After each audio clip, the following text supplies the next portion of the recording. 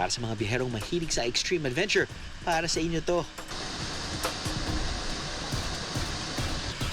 Dito yan sa bayan ng San Lorenzo Ruiz sa Camarines na 30 feet. Ito raw ang pinakamataas at kapag nalampasan ito, yakang-yakan na raw ang mga susunod. Narinig ko na yan. Okay, nag-shortcut kami. Paradise Falls. I think 30 feet, sabi niya, 3 palapag. Okay, let's do it.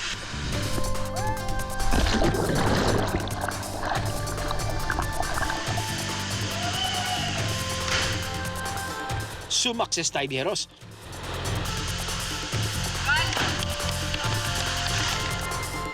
Pero para sa mga hindi pa kayang tumalon, may option naman.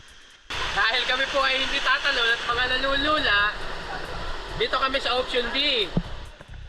Ang option, lakad pa more, biheros.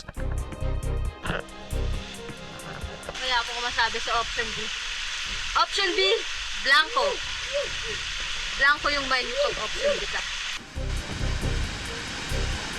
Kami naman mga nangahas.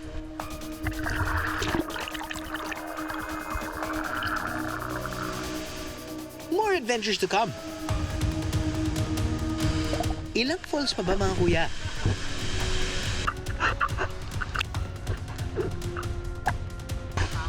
Matapos ang 4 na oras na buwis-buhay na adventure,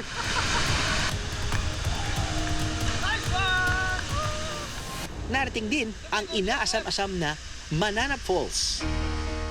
Sa amin ay not for everybody dahil yung tatalunin na papunta sa falls, medyo mataas din siya. Ranging from 30 feet, 40 feet. Sometimes you gotta die a little to live a little. Yun yung isa sa mga, I guess, pinaniniwalaan ko sa buhay ko. Cross out each fear. Hopefully, you cross out a lot of fears every year in your life. Anyone can do it. It's just that you have to have that mindset na kailangan mong overcome yung fear na yan. And kapag nandun ka na, don't overthink. Pretty much an awesome 3.5, 4-hour experience canyoneering. If you're, gunning for an adventure, this side of Bicol, Camarines Norte, you've got the right place. Solid, di ba? Kailangan mo munang literal na tumalon-talon sa mga talon bago mapatalon sa tuwa. Pero sa canyoneering pa lang yan pagtalon, ha? Eh paano pa yung papunta? Sa Barangay Mananap ang jump-off point para sa activity na ito. The hero tip, makinig sa mga guide dahil may mga paalala sila sa mga madaraanan. May mga matinik sa gilid, tapos yung presence of climatic, simula na po papunta doon. Tapos yung dahon ng lingatong. Yan. Kailangan huwag natin madikitan siya. Kasi pag nadikitan natin siya, baka 1 linggo na nandiyan kakat eh. Simula pa lang yan, ha? Parang welcome to the jungle ang experience na to, ah.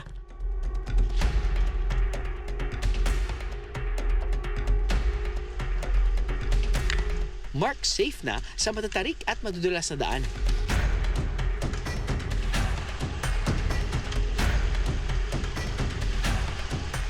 Pero hindi lang yan ang sorpresa dito.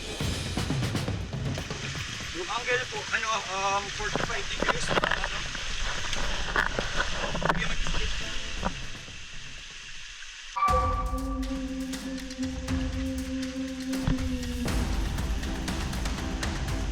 Struggle is real, biheros.